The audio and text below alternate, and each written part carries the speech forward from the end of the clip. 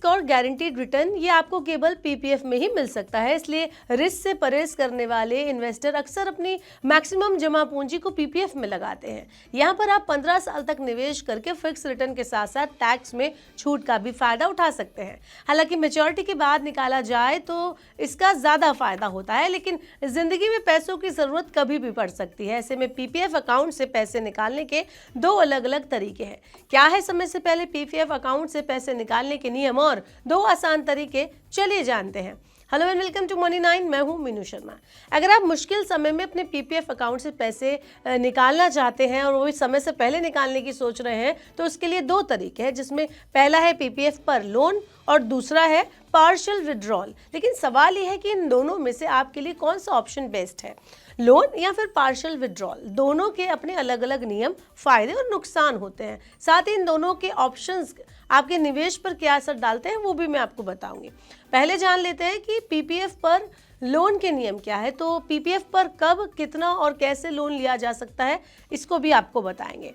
PPF के नियमों के अनुसार अगर पीपीएफ खाता खोलने के तीसरे फाइनेंशियल ईयर से लेकर छठे फाइनेंशियल ईयर के अंत तक ही लोन ले सकते हैं। यानी अगर आपने पीपीएफ में अकाउंट फाइनेंशियल ईयर 2021-22 में खोला है, तो आप फाइनेंशियल ईयर 2023-24 से फाइनेंशियल ईयर 2026-27 तक ही पीपीएफ अकाउंट से लोन लेने के लिए अप्लाई कर सकते हैं।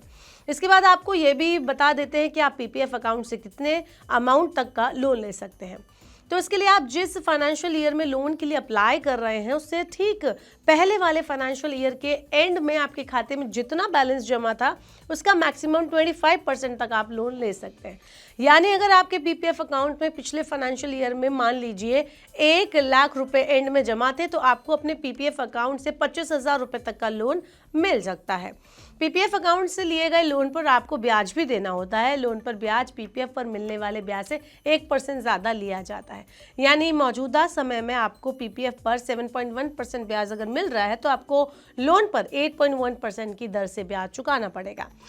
अब बात करते हैं कि पीपीएफ पर लिए लोन को कैसे चुकाया जाता है। तो आपको बता दें कि लोन की जो मूल रकम होती है उसको आपको 3 साल के अंदर चुकाना होता है। वहीं लोन के लिए गए अमाउंट पर बना जो ब्याज होता है वो आप 2 मंथली इंस्टॉलमेंट में चुका सकते हैं। वहीं अगर आप 3 साल के अंदर इस लोन को नहीं चुका पाते हैं, तो आपको अतिरिक्त 1% ब्याज की जगह 6% ज़्यादा ब्याज चुकाना पड़ता है। जी हाँ, पेनल्टी भी पड़ती है।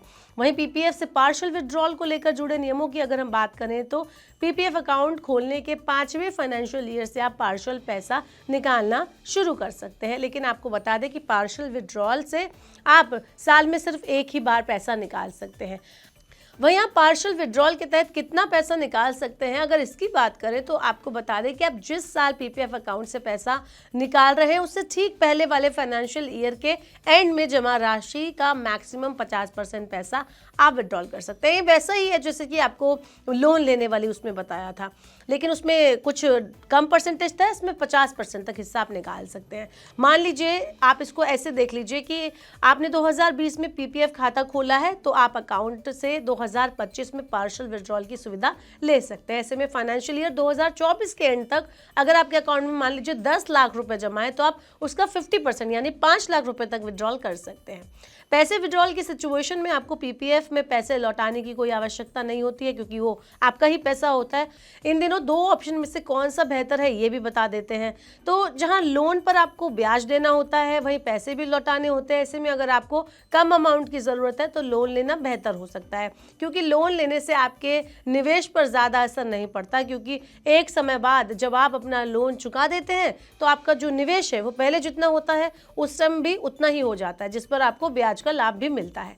अगर आपको ज़्यादा पैसों की ज़रूरत है, तो पार्शियल विड्रॉल भी आपके लिए एक बेहतर ऑप्शन हो सकता है, क्योंकि ज़्यादा पैसे पर ज़्यादा ब्याज भी चुकाना होता है और रकम की भी वापसी करनी होती है। हालांकि इससे आपके निवेश का असली टारगेट प्रभावित हो जाता है। इसलिए लोन लेना तभी चुनें जब आपको कम समय के लिए कम पैसों की ज़रूरत हो और आप पैसा वापस करने में समर्थ हो। इसलिए ये आपकी ज़रूरत और आपकी सिचुएशन पर डिपेंड करता है कि आप पीपीएफ से लोन लें या फिर पार्शियल पैसे विड्रॉ करें। आपके हिसाब से कौन सा दोनों में से ऑप्शन बेहतर है, पीपीएफ से लोन लेना या फिर पार्शियल पैसे विड्रॉ करना? आप हमें कमेंट बॉक्स में बता सकते हैं। ऐसे और वीडियोस के लिए देखते रहिए मनी 9 और सब्सक्राइब करें मनी 9 का यूट्यूब चैनल।